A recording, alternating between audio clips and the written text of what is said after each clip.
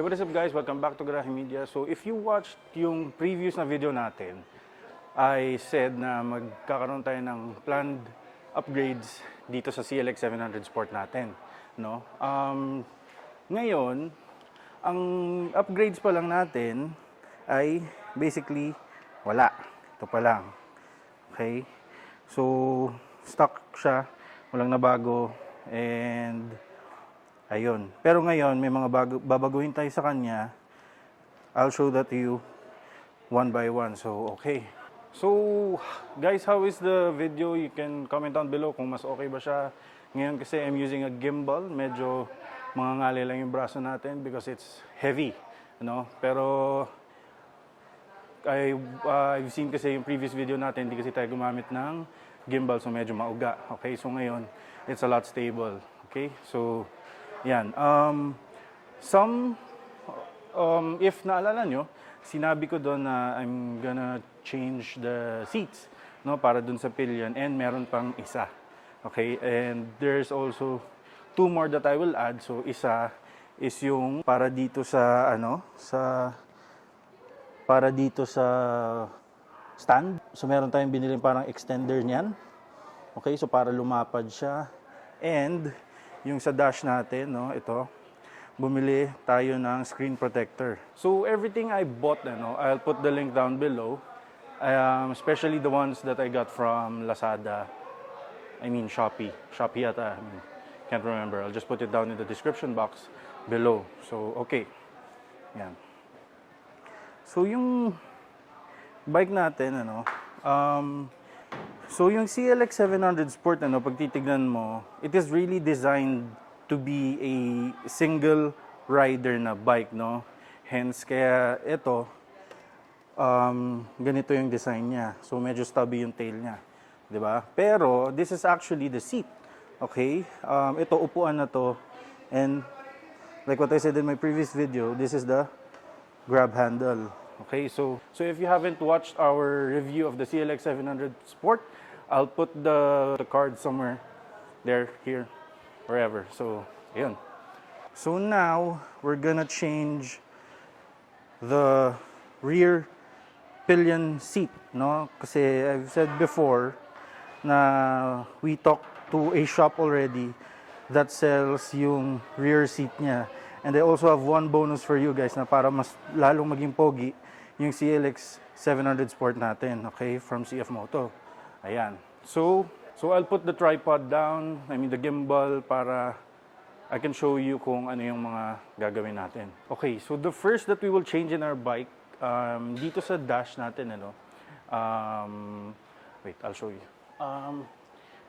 Alam niyo naman na it's a plastic lang yung nandito sa cover natin, So I got from Shopee, I'll put a link down below, na screen protector para dito. So yeah, so I'll be installing that first, okay?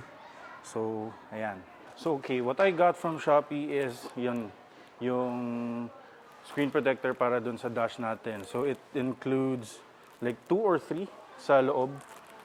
So if you messed up once, may isa ka pang pwedeng reserba.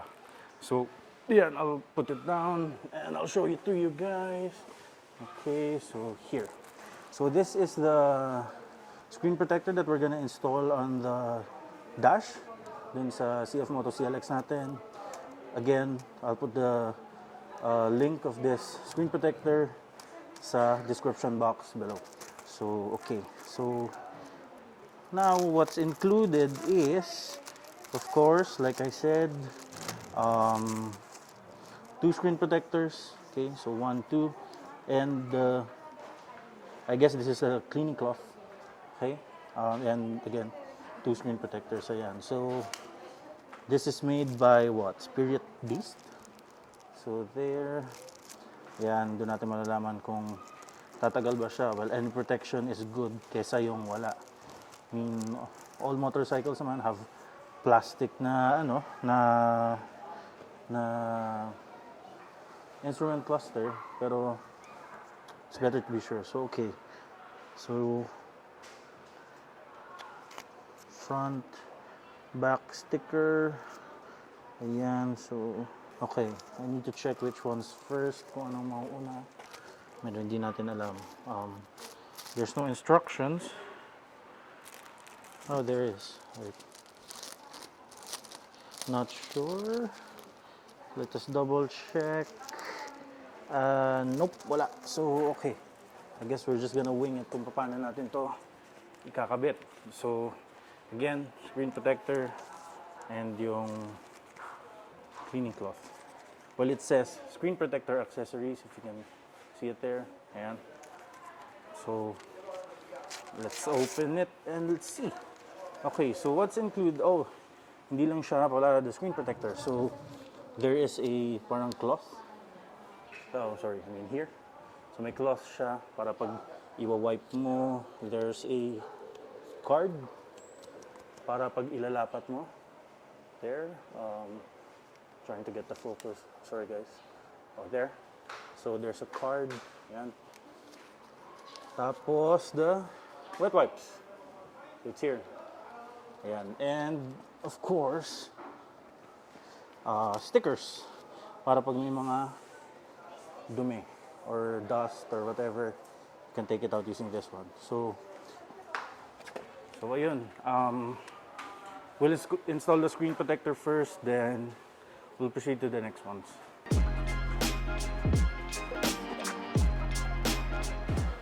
So, okay, I didn't see that the first time around. So, yung labels, may labels pala siya here for the back and yung front. So, when you're gonna peel it off, it's better to peel it paunti-unti kaysa yung buo. So, yeah, I'll install it and I'll show you guys after kung install. So,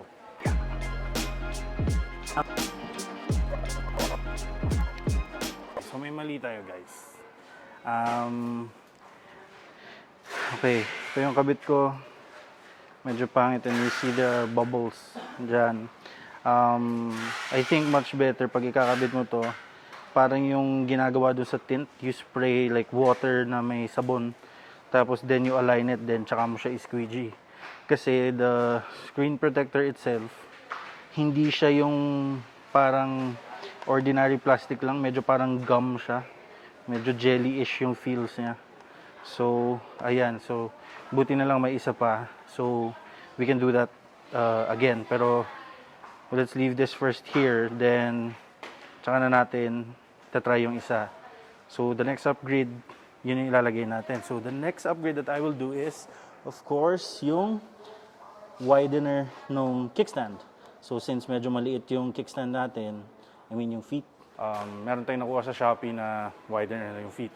So, yung nakuha ko sa Shopee is ito. I got it for, I think, 700 plus. 800 if you include yung shipping. So, ayan. Then, we'll install this. So there are Allen screws here. And just have to take it out, then put the kickstand, yung feet here, and lock it in place. So, yan. So it's gonna be a bit difficult na gagawin natin siya mag-isa, pero we'll try to do that. Yeah. So, okay. Before anything else pala, I bought also a thread lockers. Ayan, so for all you know, parang Loctite. Ito yun siya. I just got the medium ones kasi gusto natin pa rin siya matanggal kahit papano if we plan to change it like in the near future. So, I'll put this in the threads before I screw it down. So, yan. I took out the bolts, the screws, ayan, and this is the lock. So, yung mismong pa ng kickstand nyo will fit around here.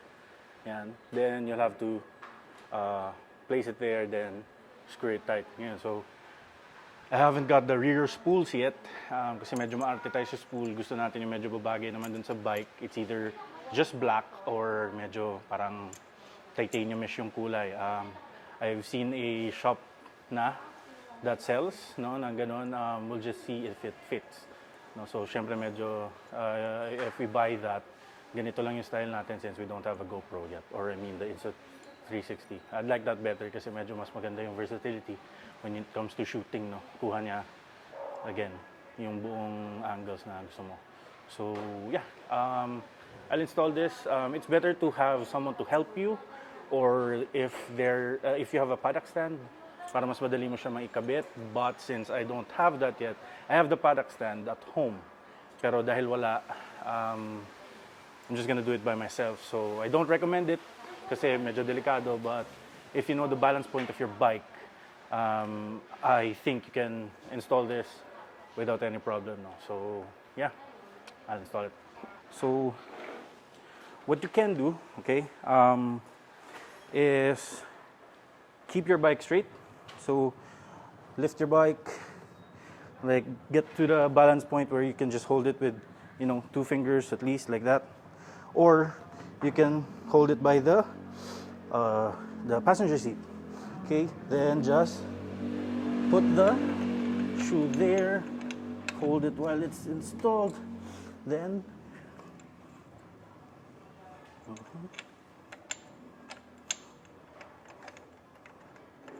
then there you go, hold it, then put it down. So that's okay, but it will move a bit, so that's fine.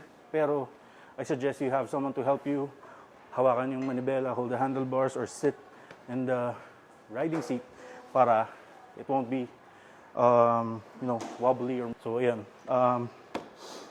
Okay, so now we have to lock it using yung parang holder niya, washer, or whatever you want to call it, with the bolts, and I'll put thread lockers para it won't move.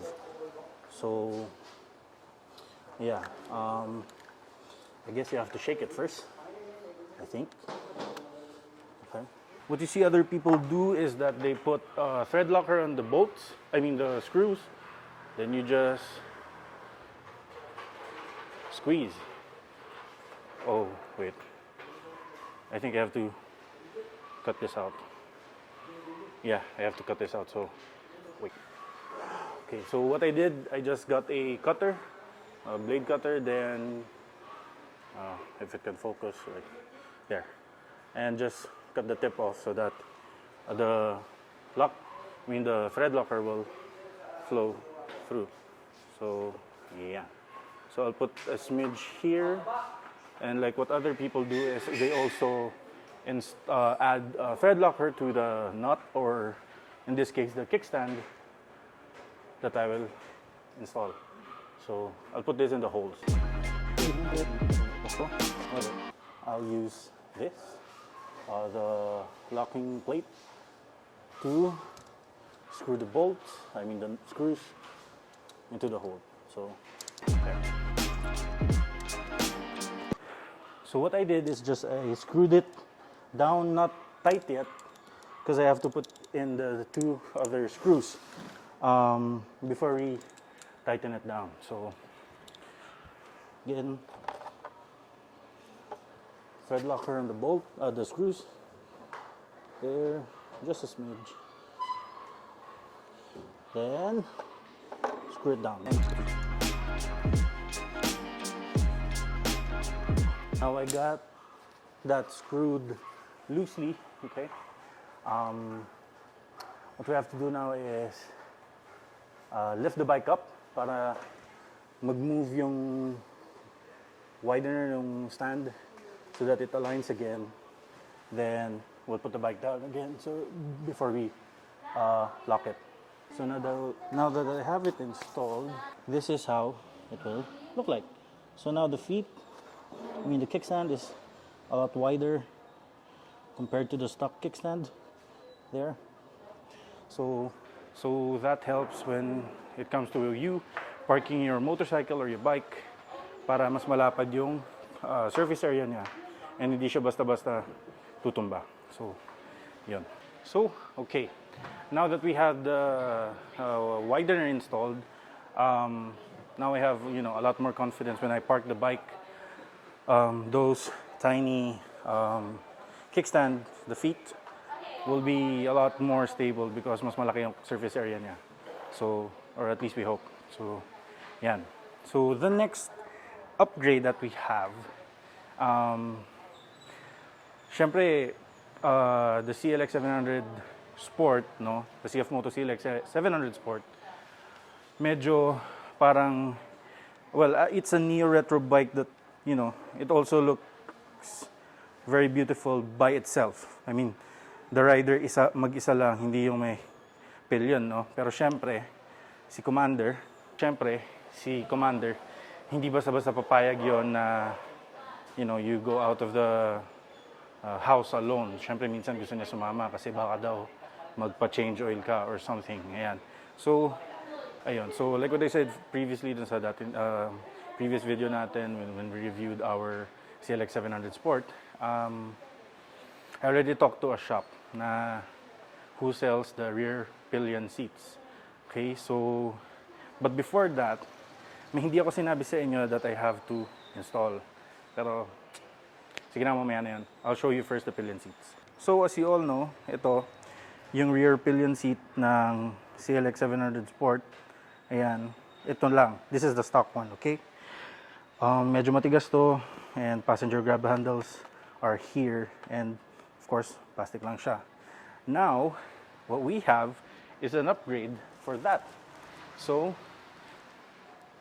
which is this one, the rear seat. So what you have to do is just take this out, then change it with this one, okay? It's a very simple install. You don't need to have any tools, just this one. So this came from CFMoto, from the factory, and that store that I was talking about, I'll put their contact details, if it focuses, in the description box below, so that you can purchase your own. So install ko na siya, okay? Okay, so the seats, ito yan siya. So this is the seats for the Pillion. So ganda siya kasi may logo ng CLX dito, and like the Heritage, meron na ulit siya yung X na parang bar dito sa likod, no? Kasi the stock ones that we have, okay, so yung stock na meron yung CLX 700 Sport, it's just that. So trying to focus, guys, sorry. Yan lang. Wala siya nakalagay na X. So it's just very easy.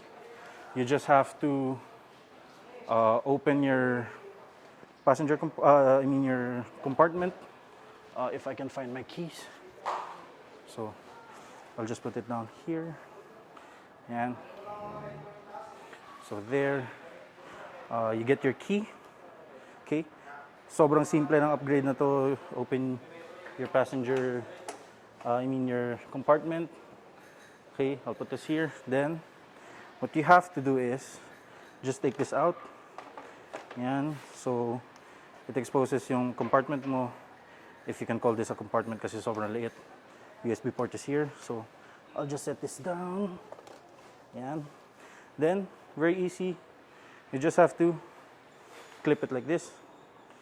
Yan. So, like the original one, it has a hook. And so, push it down until it locks. So, that's how it's gonna look like, okay?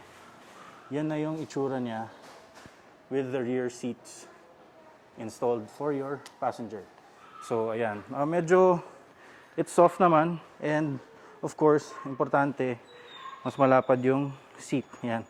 Para mas makaupo ng komportable yung OBR nyo. Okay. So, na-install na natin yung rear seat for the Pillion. Meron pa tayong isang upgrade na gagawin. Again, it came from the shop, Garahe Motorcyclo, and I'll put their contact details in the description box below for you guys who wants to change also your rear Pillion seat para on the days na kasama nyo si Missy, si Commander, or whoever na sakay nyo sa likod, OBRs nyo. Ayan, so ngayon, I changed also one part of the bike. I'm gonna change also a part of the bike na for myself naman. Okay? Since I'm, I want to keep the neo-retro looking bike thing. So, we're gonna change also the front seats. So, ito. Papalitan din natin yan. So, itong seats na to, there's also an upgrade from CFMoto, and again, I got it from Garahe Motorcyclo. Okay? Then, I'll change that. So, it's also a very easy install. 2 bolts lang. Then, okay na siya. So the seats is this one, or if you can see it, wait, yeah, it's this one. So it's very good looking. The seats are very good looking. It has a diamond pattern. Yan. And it is also 10 millimeters higher than the stock seats. Yan. So this is higher by 10 millimeters when you install it. So it looks good. So ayan, just for reference, I'll put it there. So ganyan yung magiging itsura ng bike natin. If you want to leave yung OBR seat nyo sa likod. But for me, I'm gonna take that out. I'm just gonna keep that for, you know, those days na Commander is with me and I have to put that in. So ayan. So this is the new seat. So there are just 2 bolts here kasi the seats are fixed. Hindi siya katulad nung sa CLX 700 Heritage where you can take it the whole seat out. Ito, nakabolt yung front part. Okay? So, ayun. I'll install it, guys. So, what I'll do, I'll take out the seat again. Ayan. I'll take the rear seat out. I like this one better, the one with the X. Pero I just wish that the stock ones had this one already, but it does not, so go figure. Yeah. So, okay. Take this out. Yeah. Then, we'll install this one. Like what I said, there's 2 bolts. So, meron siya here. Yan. And here. You just have to take it out, then install this one. Then, ayun. So, there's just 2 bolts that I have to take out in order for me to replace the seats. So, I'll do that. So you just have to be careful. Baka malaglag nyo yung nut. I mean the bolt that's used to install the seats. Now that I got the bolts out, I'll put it somewhere. Okay, so just be careful because of the nut. Then there you go. So this is the old seat. Okay, the nuts are here. So these are size 8s. Yeah, so it's a hex nut, hex bolt. No, sorry, it's a 10 millimeter bolt. So screw, bolt, whatever. So it's here. So this is going out, the old seat one, and I'll be replacing it with the quilted, you know, diamond stitch pattern leather seat. So both are leather seats. Okay, so I'll install it. So there's a latch here. That one, where you have to align it with the hook here. Then, there. Then you just install the bolt or replace the bolt. Then your seat's done. This one looks better than the stock seats. And of course, for you taller people who wants a bit taller of a ride without adjusting the suspension, the seat helps. So there, like me. I wish I could adjust the height taller, but there you go. So bolts. So there, I got it installed. Then I'll show you the seat with the tail, the stubby tail installed. Just have to put it back. There. There you go. There you go. I'll show you guys the seat. So yeah, I already have the seat installed, and for me, this diamond stitch pattern is better than the stock one. So I'm sorry if it's dark. It's already nighttime. Hinabol ko lang to cause kakarating lang ng seat. And I'll keep it this way. So ayan. So again guys, thank you guys for watching. I'll put all the links for all these parts in the description box below. If you like this video, you can like it. Of course, if you want to stay up to date, you can subscribe. Nakakabulol. So yun, you can subscribe, and I'll see you guys next time.